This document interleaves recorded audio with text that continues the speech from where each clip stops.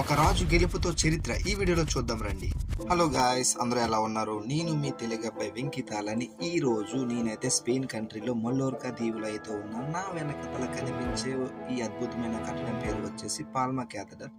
800 సంవత్సరాల క్రితం అయితే దీన్ని నిర్మించున్నారు.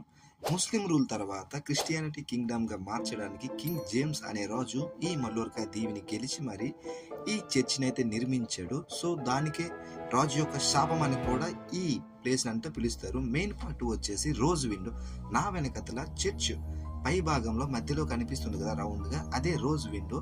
దానిపై కొంచెం లైట్ పడిన చాలు లోపల అంతా గోల్డెన్ గ్లో వచ్చేలా ఆ కాలంలో అయితే నిర్మించున్నారు. ఇది చాలా మంచి కట్టడం అయితే చెప్పవచ్చు.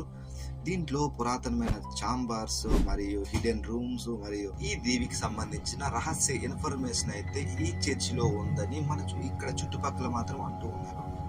సో ఇటువంటి మరిన్ని అద్భుతాలని చూడడానికి మన పేజీని లైక్ చేసి ఫాలో చేయండి. నేను మీ తెలుగు అబ్బాయి వెంకితాలని.